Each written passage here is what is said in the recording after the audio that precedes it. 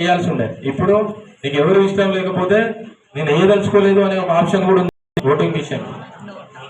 నోటా అంట నీకు ఎవరు లేకపోతే నాకు ఎవరు నచ్చలేదు నిలబడ్డ క్యాండిడేట్లు అని కూడా నీ యొక్క అభిప్రాయాన్ని నువ్వు నిజాయితీగా వెల్లడించవచ్చు. అలాంటిది అంటే ఓటింగ్ ప్రక్రియ అనేది ప్రపంచ దేశాలని చూస్తాయి.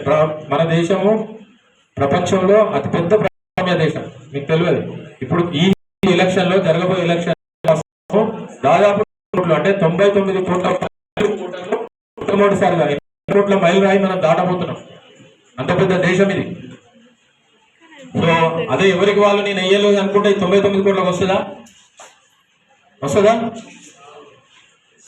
సో ఇది దేశం యొక్క ప్రపంచ దేశాల ముందు దేశం యొక్క శక్తిని తెలియజేస్తుంది. 99 కోట్ల మంది ఒక్క రోజు ఇంట్లోకి వెళ్ళి బయటికి వెళ్ళి ఓటు వేయడం ఏంటిది, ఈ దేశం యొక్క గొప్పతనం ఏంటిదని ప్రతి ఒక్కరు ఆలోచిస్తారు. అమెరికా లాంటి దేశాల్లో సాధ్యపడదు, ఇంటికాడ నుంచి ఓటింగ్ వేసే సిస్టమ్ ఉన్న కానీ సాధ్యపడదు. కానీ భారతదేశంలో ఇంకా అది ఉంది. దాన్ని ఇంకా మనం పట్టు కోల్పోకుండా ముందుకు తీసుకెళ్లాలంటే మాది ఇంకెంతో 20 ఏళ్ళు బతుకుతాం, 25 ఏళ్ళు బతుకుతాం, నువ్వు ఇంకో 50 ఏళ్ళు 60 ఏళ్ళు బతుకుతావు. అవునా కదా? మరి మీకు మాకు తేడా ఉండదా? మీరు ముందుకు తీసుకోవాలి. 400 మీటర్ రిలేలో 100 మీటర్ బ్యాట్ అనేది ఇచ్చినట్టు ముందు జనరేషన్ మీకు బ్యాట్ అనేది ఇచ్చిపోతుంది, మీరు ముందుకు తీసుకెళ్లేవాళ్ళు.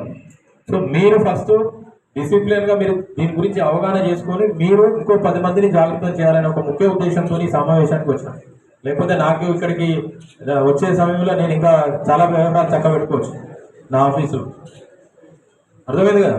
మీ కొరకు వచ్చినాం. సో దయచేసి ఓటర్లు నమోదు చేసుకునేలా, నమోదు చేయించాలా, ఓటు వేయాలా, ఈ 3 ఎప్పుడైనా మీ మనసులో పెట్టుకోవాలి. జై బాబు యూజ్లెస్లో నువ్వే యూజ్లెస్లో నేనా?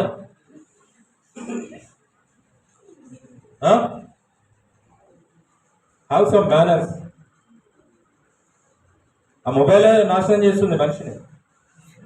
అట్లా కాదు, డోంట్ టేక్, అవసరం లేదు. ఒకసారి తీసినావు అయిపోయింది. మనం నాశనం చేసేది ఆ మొబైల్. సో దయచేసి ఈ సమావేశం యొక్క లక్ష్యాన్ని నెరవేర్చడం మీ అందరూ భాగస్వాములు అవుతారని ఆశిస్తూ ఈ అవకాశం ఇచ్చినటువంటి ఆర్డీఓ గారికి వేదిక అందరికీ కూడా ధన్యవాదాలు చెప్తున్నాను. Thank you.